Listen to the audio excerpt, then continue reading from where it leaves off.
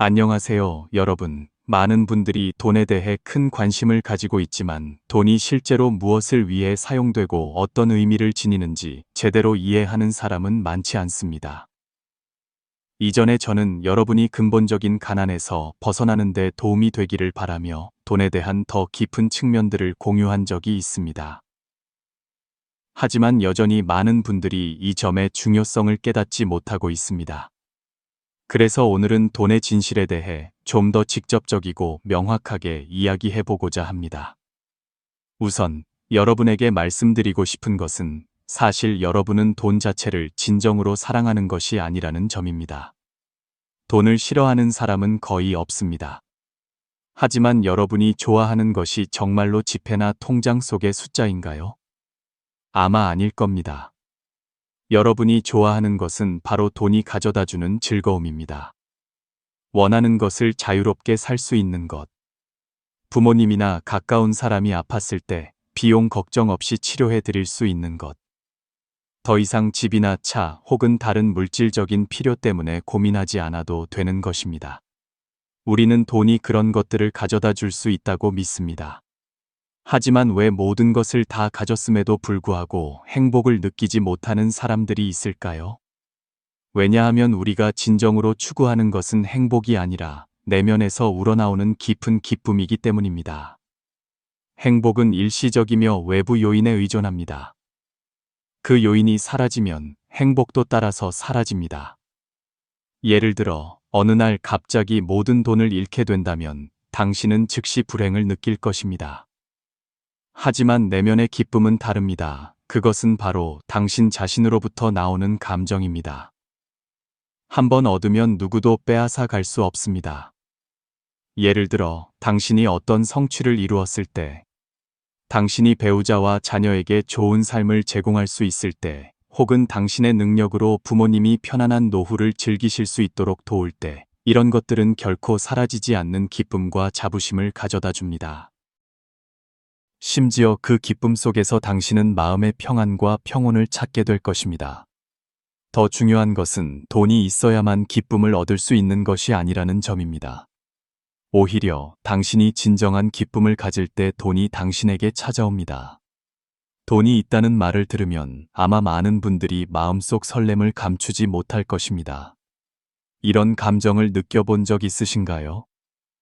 돈이 부족할수록 당신의 재물운은 더 나빠지는 것 같습니다.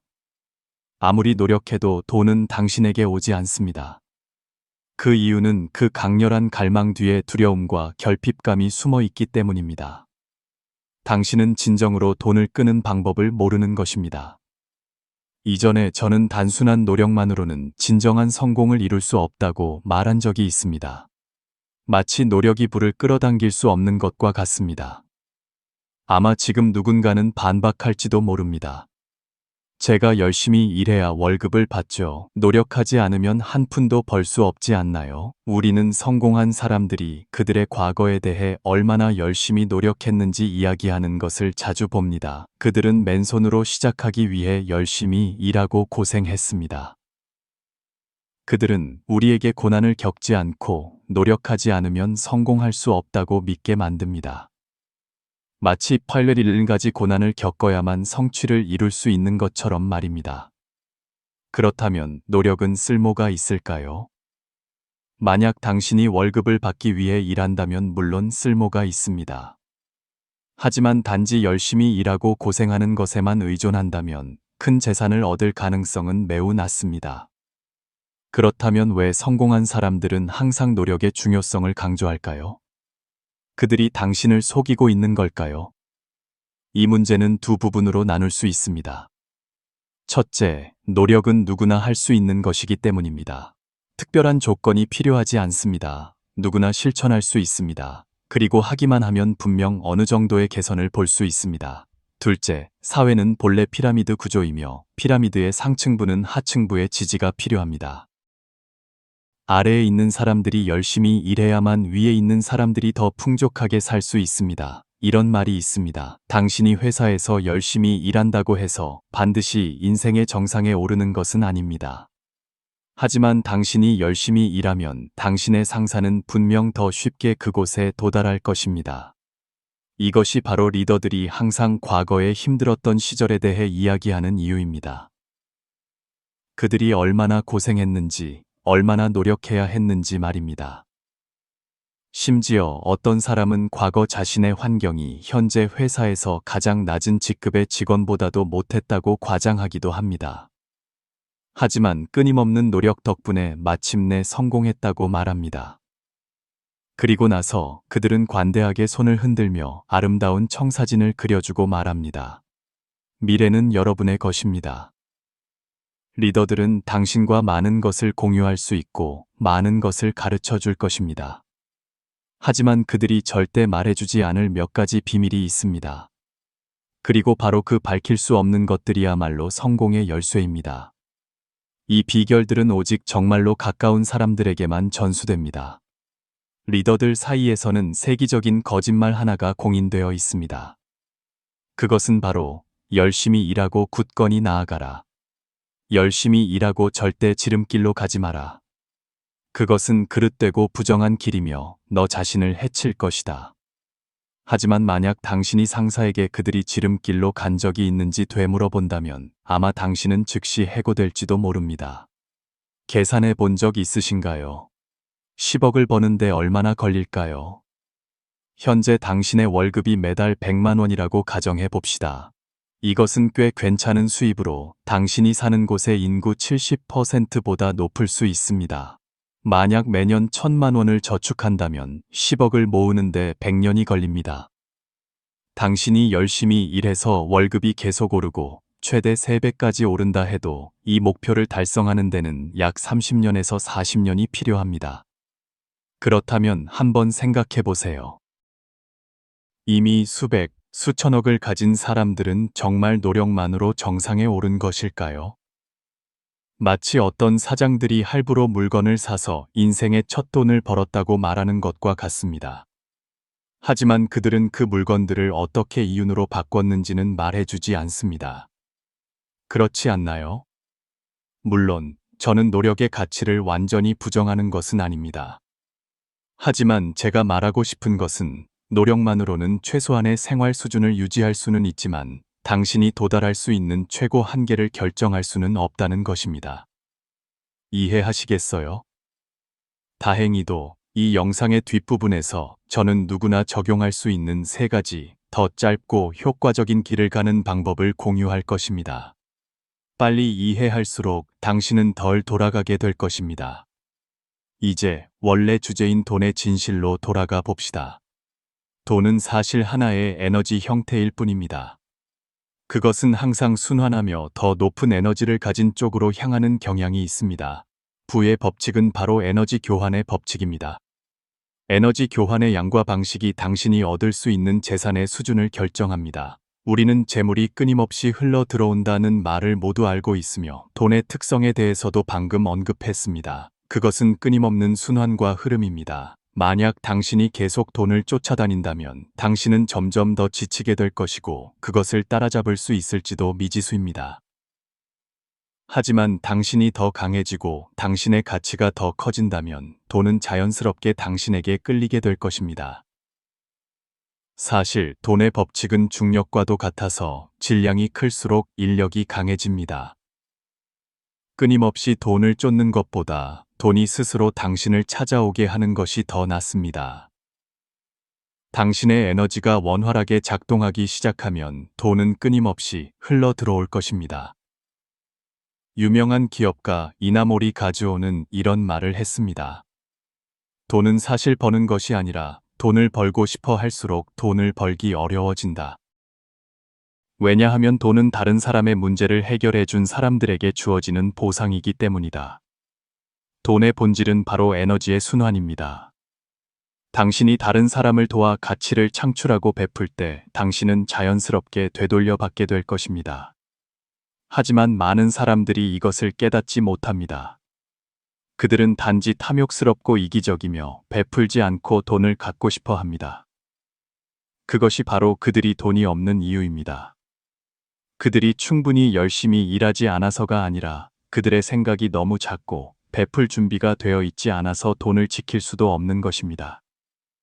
심지어 돈을 억지로 쥐려고 할수록 당신은 더 빨리 그것을 잃게 될 것입니다. 또한 저는 다른 문제, 즉 감정에 대해서도 생각해 보았습니다. 사실 돈과 감정은 매우 밀접한 관계가 있습니다. 사랑에 기댈 곳이 없을 때, 감정을 기댈 곳이 없을 때 돈도 부족해집니다. 감정적으로 실패한 사람들은 보통 두 가지 경우를 겪습니다. 돈을 벌지 못하거나, 벌더라도 지키지 못하거나, 사기를 당해 모두 잃거나, 혹은 탕진하여 무일푼이 됩니다. 왜냐하면 감정의 본질은 바로 새로운 갈망이기 때문입니다. 만약 당신의 내면이 항상 결핍, 두려움, 불안, 모호함, 나약함, 예민함, 자존감 부족으로 가득 차 있다면 돈은 분명 당신을 떠날 것입니다. 당신은 개인적인 문제를 해결할 에너지조차 없는데 어떻게 자신을 개발하고 돈을 벌 길을 찾을 시간과 정신이 있겠습니까? 그리고 마지막으로 아마도 모든 사람이 즉시 이해할 수는 없는 돈에 대한 진실이 있습니다. 제가 당신에게 말하고 싶은 것은 당신의 잠재의식이 바로 당신의 재정적 운명이라는 것입니다. 왜 어떤 사람은 태어날 때부터 부자일까요? 여기서 저는 조상의 재산을 상속받은 사람들을 말하는 것이 아닙니다. 이 말의 의미는 성격이 운명을 결정한다는 말과 꽤 비슷합니다. 알고 계셨나요? 의식과 물질은 사실 분리될 수 없습니다. 우리의 신경계, 면역계, 내분비계는 함께 몸에 영향을 미칩니다. 당신이 단지 생각 하나만 일으켜도 당신 몸의 호르몬은 변할 것입니다. 이것이 바로 생물학적 의미의 끌어당김의 법칙입니다. 만약 당신이 즐겁고 관대한 마음 상태를 유지한다면 당신의 감정은 긍정적일 것이고 몸은 건강해질 것이며 당신과 같은 주파수를 가진 사람들을 끌어당길 것입니다. 그때 만족스러운 사랑이 당신에게 더 가까이 다가올 것이고 부의 에너지도 자연스럽게 당신 쪽으로 흘러 들어올 것입니다. 반대로 만약 당신의 마음이 두려움, 자존감 부족, 원망과 같은 부정적인 감정으로 가득 차 있다면 사람뿐만 아니라 사랑과 돈도 당신을 떠날 것입니다. 심지어 당신의 일상적인 감정 축적은 결국 당신의 유전자에 반영되어 생식 세포에 각인되고 다음 세대로 계속 전달되어 당신 자손의 DNA에 새겨진 잠재의식이 될 것입니다. 당신의 성격, 삶의 궤적과 당신이 태어난 가정 사이의 연관성에 대해 한번 생각해 보세요. 당신은 잠재의식이 재물운을 결정할 뿐만 아니라 당신 삶의 운명이기도 하다는 것을 깨닫게 될 것입니다. 이제 돈의 진정한 본질을 이해하셨나요? 돈의 본질에 대해 이야기했으니 그럼 어떻게 우리 삶에 돈을 끌어들일 수 있을까요? 앞서 언급했듯이 부의 법칙은 바로 에너지의 법칙입니다. 당신이 에너지를 높이면 부는 자연스럽게 당신에게 끌려오게 되죠. 맞나요? 에너지에 대해 말하자면 사람뿐만 아니라 이 세상의 만물은 모두 고유의 에너지를 가지고 있습니다. 장자는 일찍이 천지는 나와 함께 생겨났고 만물은 나와 함께 존재한다고 말했습니다. 사람과 사람 사이의 소통, 심지어 사람과 사물 사이의 연결조차도 본질적으로는 에너지 교환입니다. 당신이 어떤 종류의 자기장을 가지고 있느냐에 따라 당신은 그에 상응하는 종류의 에너지를 끌어당기게 됩니다.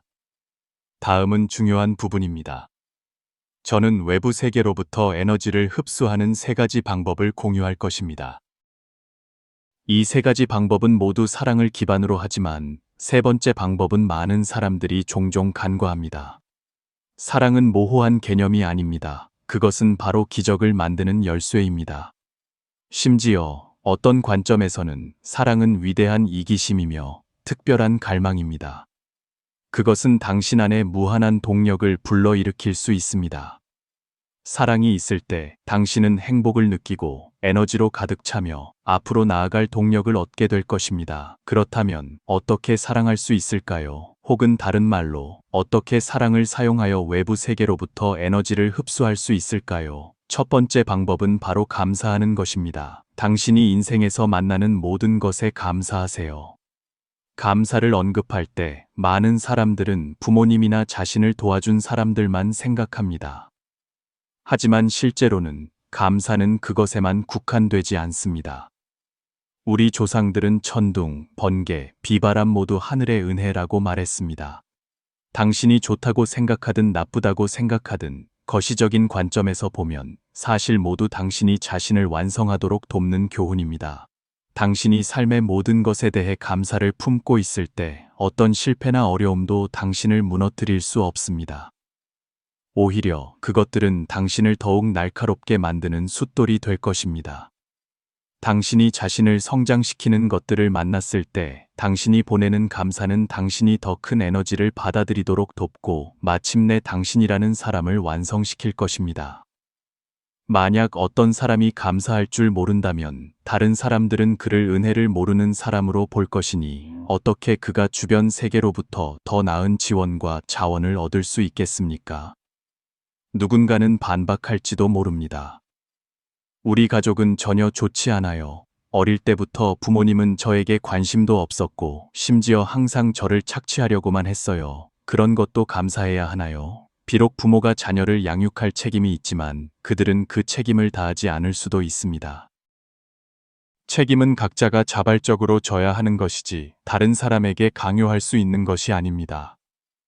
이것을 이해하지 못하면 당신은 항상 고통스러울 것입니다. 그 고통은 당신의 영혼에만 머무는 것이 아니라 외부 세계에도 반영됩니다. 따라서 부모님이 우리를 낳아주신 것만으로도 우리는 그들에게 감사해야 합니다. 그들이 우리에게 삶을 경험할 기회를 주셨기 때문입니다.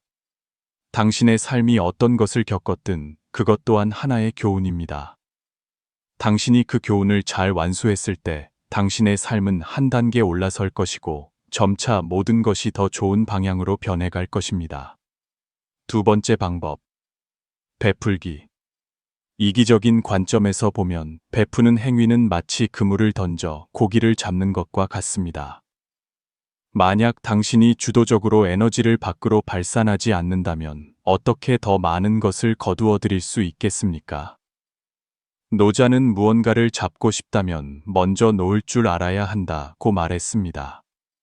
만약 당신이 다른 사람에게 그들이 원하는 가치를 제공할 수 없다면 어떻게 당신이 갈망하는 가치를 되돌려 받을 수 있겠습니까? 물론 단지 전략적인 관점에서만 본다면 베풀매의 의미는 여전히 꽤 제한적입니다. 사실 베풀매의 가장 높은 의미는 당신이 자신의 삶의 가치와 의미를 찾도록 돕는 것입니다. 사람은 끊임없이 베풀 때에만 자신의 가치와 존재의 의미를 느낄 수 있습니다. 주는 것이 받는 것보다 복이 있습니다. 더 많이 베풀수록 당신은 더 많이 되돌려 받게 될 것입니다. 당신의 마음 상태는 점점 더 좋아지고 행운도 끊임없이 당신을 찾아올 것입니다. 따라서 당신이 더 나아지고 싶을 때 주도적으로 더 많이 베푸세요. 아마 즉시 원하는 결과를 얻지는 못할 수도 있지만 전체적으로 보면 당신의 삶은 분명히 점점 더 좋아질 것입니다. 이 기회에 한 가지 상기시켜 드리고 싶은 것이 있습니다.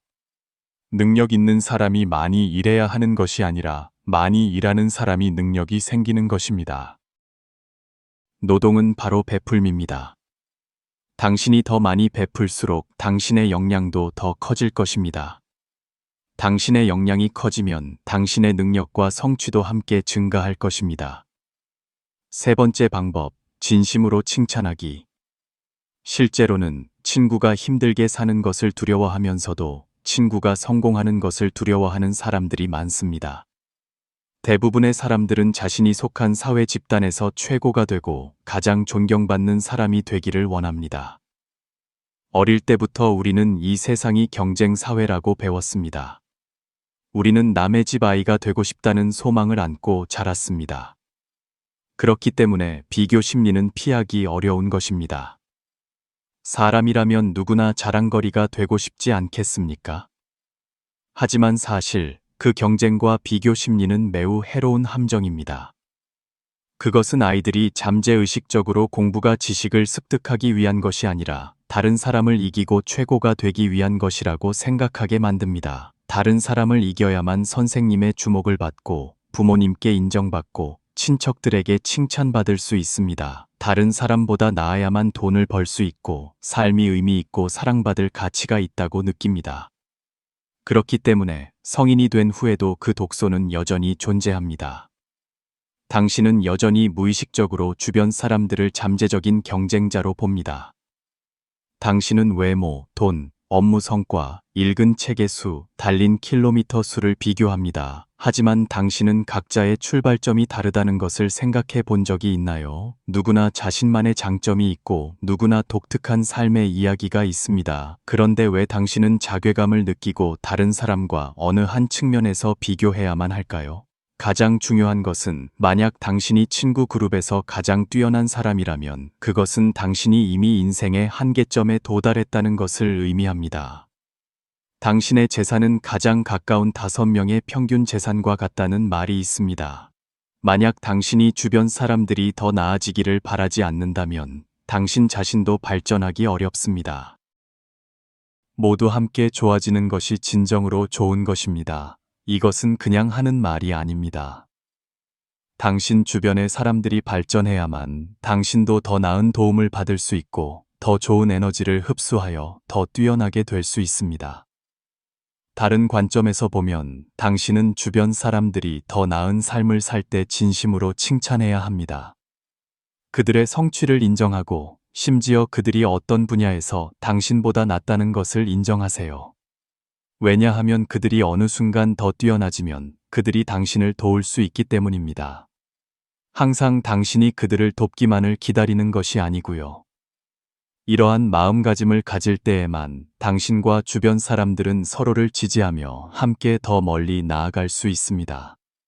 더욱이 당신이 다른 사람을 진심으로 칭찬할 때 당신은 마음의 평화를 느끼고 모든 것을 객관적으로 볼 수 있으며 자신의 독특함을 깨닫고 자신의 강점과 약점을 알게 되어 자신에게 맞는 길을 찾을 수 있게 됩니다. 당신은 또한 존재의 진정한 의미를 이해하게 될 것입니다. 진심 어린 칭찬이라는 네 글자는 당신이 인생에서 큰 자유를 느끼게 해주고 점차 긴장감, 인정받고 싶은 욕구, 사랑과 관심을 얻기 위한 경쟁과 걱정을 해소해 줄 것입니다. 그때 당신은 의식, 언어, 행동으로 자신의 삶을 재창조하기 시작합니다. 다른 사람들은 당신의 진심 어린 칭찬 덕분에 더 많은 동기를 얻고 보기 드문 존중을 느끼게 되며 결국 그들은 귀중한 도움으로 당신에게 보답할 것입니다. 마지막으로 이나모리 가조의 한마디를 인용하며 이 글을 마치겠습니다. 당신을 괴롭히는 자들은 당신이 약하기 때문입니다. 당신을 존경하는 사람들은 당신이 자신감이 있기 때문입니다. 당신에게 무관심한 자들은 당신이 평범하기 때문입니다. 당신을 사랑하는 사람들은 당신이 자신을 사랑할 줄 알기 때문입니다. 당신이 인생에서 만나는 사람과 사건들은 모두 당신의 에너지에 의해 끌려옵니다. 당신이 어떤 에너지를 가지고 있느냐에 따라 돈과 삶은 그에 맞게 당신에게 반응할 것입니다. 이제 이해하셨나요? 다음으로 잠의 비결에 대해 이야기하겠습니다. 잠들 때와 깨어날 때 어떻게 깨어있는 상태를 유지할 수 있을까요? 이것은 당신의 현재 삶을 바꾸는 가장 직접적인 방법입니다. 매일 어떻게 잠들고 어떻게 깨어나는지 주의 깊게 살펴본 적이 있나요? 이것들이 당신에게 얼마나 많은 영향을 미치는지 알고 있나요? 여러분에게 작은 비밀 하나를 공유하고 싶습니다. 진정으로 자신을 수양할 줄 아는 사람은 어떻게 잠들고 깨어날까요? 아마 이 작은 조정 하나만으로도 당신의 미래 삶의 상태에 큰 변화를 가져올 수 있을 것입니다. 오늘 밤 당장 잠드는 방식과 내일 아침 일어나는 방식을 바꿔보세요. 아주 간단해서 누구나 할 수 있습니다. 이게 우습다고 생각할 수도 있습니다. 잠자고 일어나는 걸 내가 모를 리가 있나? 누가 가르쳐 줄 필요가 있나? 하지만 이 영상을 끝까지 보신다면 아마도 수십 년 동안 매일 잘못된 습관으로 잠들고 깨어나고 있었다는 것을 깨닫게 될 것입니다. 그리고 바로 그 때문에 당신의 잠은 깊지 않고 기분은 불안정하며 에너지는 낮고 집중력은 떨어지는 것입니다. 이것이 바로 중요한 원인 중 하나입니다. 한번 보세요. 대부분의 사람들은 보통 어떻게 잠들고 깨어날까요? 당신도 그렇게 하고 있나요? 먼저 깨어있는 상태에서 잠드는 과정에 대해 이야기해 봅시다. 당신은 침대에 누워 몇 시간 동안 휴대폰을 보거나 TV를 보거나 소설을 읽다가 더 이상 눈을 뜰 수 없을 때가 되어서야 불을 끄고 잠자리에 드는 습관이 있나요? 아니면 불을 끄고 침대에 누워서 마음이 온갖 잡다한 생각으로 떠돌게 하나요? 이때 당신의 뇌는 멈추지 않는 필름처럼 돌아갑니다. 과거를 회상하고 미래를 상상하며 감정이 통제되지 않은 채 떠다니고 기뻤다가 슬펐다가 불안해합니다. 그리고 그 생각의 흐름 속에서 한참을 뒤척이다가 마침내 자기 자신에 대한 통제력을 완전히 잃은 상태에서 잠이 듭니다. 이것이 바로 대부분의 사람들이 무의식적으로 잠드는 방식입니다. 깨어있는 상태에서 잠에 빠져드는 순간까지 당신은 완전히 의식이 없고 깨어있음이 없습니다. 왜냐하면 당신의 모든 주의가 머릿속의 혼란스러운 생각들에 휩쓸려 갔기 때문입니다. 그 생각들은 감정과 욕망을 만들어냅니다. 반대로 그 감정과 욕망은 다시 당신의 생각을 증폭시킵니다. 그것들은 서로를 부추기며 점점 더 강해집니다. 그리고 매일 당신은 혼란스럽고 평온하지 않은 내면 상태에서 잠에 빠집니다. 스스로에게 물어보세요. 그런 상태에서 당신의 몸이 건강할 수 있을까요? 당신의 마음과 삶이 영향을 받지 않을 수 있을까요? 당신의 에너지가 높을 수 있을까요? 기억하세요. 우리는 의식적으로 잠드는 법을 배워야 합니다. 즉, 깨어있는 상태에서 잠에 빠져드는 과정까지 당신은 깨어있음을 유지해야 합니다. 물론, 일단 잠이 들면 더 이상 의식이 없습니다. 하지만 잠들기 직전의 순간은 바로 물질 세계와 비물질 세계의 경계입니다. 진정으로 자신을 수양할 줄 아는 사람은 매일 의식적으로 이 경계를 넘어갈 수 있도록 훈련합니다. 이것은 일상생활 속에서 수행하는 과정에서 매우 중요한 부분입니다. 그럼 구체적으로 우리는 무엇을 해야 할까요? 아주 간단합니다. 저는 잠자기 전에 TV를 보지 말라고 하거나 휴대폰을 보거나 침대에서 잡생각을 하는 것을 금지하는 것이 아닙니다. 이것들은 모두 평범한 여가 활동이자 생활입니다. 하지만 적어도 잠자리에 들기 약 5분 전에는 관련 없는 모든 활동을 멈추세요. 마음과 몸이 모두 외부 세계와의 상호작용을 멈추게 하세요. 당신의 색세, 수슈, 상샹, 행싱, 식시 이 깨어있는 관찰 속에 있게 하세요. 첫 번째 단계, 불을 끄고 눕고 눈을 감고 모든 주의를 내면으로 집중하세요. 발끝에서부터 정수리까지 온몸을 빠르게 한번 훑어보세요. 각 부분을 하나씩 느껴보세요. 만약 불편한 곳이 느껴진다면 잠시 멈추고 더 많은 시간을 들여 더 느껴볼 수 있습니다. 이것은 마치 퇴근 후 출근 도장을 찍는 것과 같으며 이 세상에서의 당신의 하루 경험이 공식적으로 끝났음을 표시하는 것입니다. 몸을 훑는 과정을 통해 당신은 주의를 기울임으로써 자신의 몸과 완전히 연결될 것입니다. 그 직후 당신은 이 순간 당신의 몸이 여기에 누워 잠들 준비를 하고 있다는 것을 명확하게 인식하게 될 것입니다. 하지만 당신은 이 몸이 아닙니다. 당신은 단지 그것을 관찰하는 사람일 뿐입니다. 이것이 바로 첫 번째, 매우 간단한 단계입니다.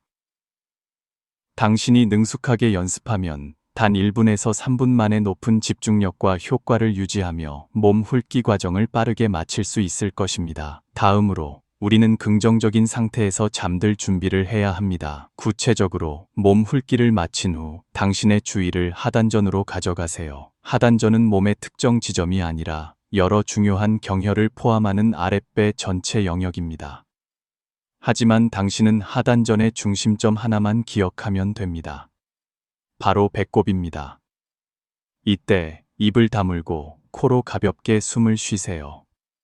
동시에 혀가 위십천장에 닿는 자세를 만들기 위해 살짝 이를 악무세요. 숨을 들이쉴 때 공기가 콧구멍으로 들어오는 것을 느낍니다. 하지만 더 중요한 것은 숨을 내쉴 때 당신의 모든 주의를 배꼽 부위로 가져가 의식이 그곳에 집중되도록 하는 것입니다. 이렇게 할 때 당신은 주도적으로 당신의 집중력을 조절하여 그것을 하단전에 가볍게 올려놓는 것입니다. 이때 당신의 마음에는 잡념이 없어지고 감정도 평온해질 것입니다. 이것이 바로 마음을 가라앉히고 잡다한 생각을 줄이는 과정입니다. 만약 잠들기 전에 당신의 의식을 하단전에 집중할 수 있다면 당신은 짧은 시간 안에 당신의 의식이 점차 희미해지고 다시 눈을 떴을 때는 이미 아침이 밝아 있다는 것을 깨닫게 될 것입니다. 이것이 바로 의식적으로 잠드는 방법이며 잠자는 동안의 마음 챙김이라고도 불립니다. 정말 간단하죠? 위 내용은 잠자는 동안의 마음 챙김의 두 가지 기본 단계이며 바로 실천해 볼 수 있습니다.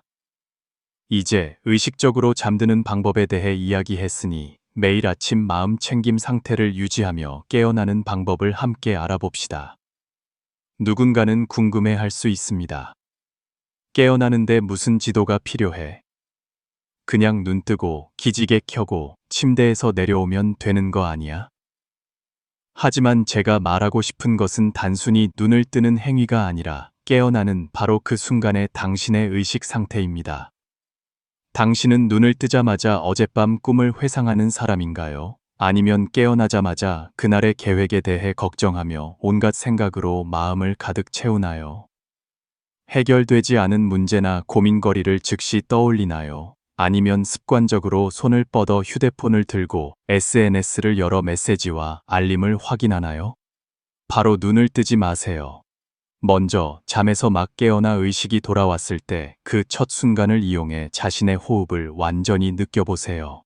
잠들기 전과 마찬가지로 모든 주의를 호흡에 집중하세요. 코로 숨을 가득 들이마시고 공기가 안으로 들어오는 흐름을 느껴보세요.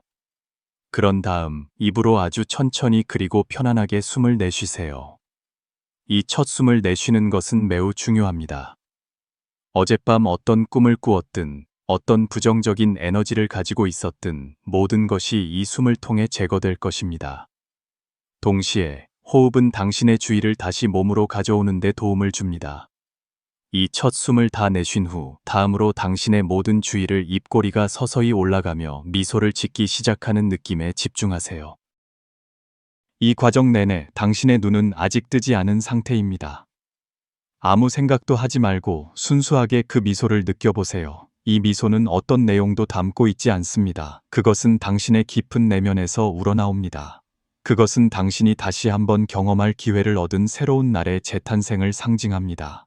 이것은 고주파 에너지를 이끄는 방법입니다. 입꼬리가 올라가고 얼굴 근육이 이완되는 것을 완전히 느끼며 아무 생각 없이 이 순수한 미소에 잠겨보세요. 이 상태를 약 10초에서 20초간 유지하세요. 그런 다음 천천히 눈을 뜨고 가볍게 기지개를 켜고 일어나서 따뜻한 물 한 잔을 마시세요. 이렇게 깨어나는 과정이 완료되었습니다. 이것이 바로 우리가 매일 아침 실천해야 할 올바른 방식입니다. 배우셨나요? 만약 이 습관, 즉 밤에는 마음 챙김으로 잠들고 아침에는 의식적으로 깨어나는 습관을 유지할 수 있다면 당신은 곧 당신의 삶에서 놀라운 변화를 발견하게 될 것입니다. 이해하셨죠? 여기까지 시청해 주셔서 감사합니다. 이 나눔이 여러분에게 많은 가치와 영감을 주었기를 바랍니다. 다음 영상에서 다시 뵙겠습니다.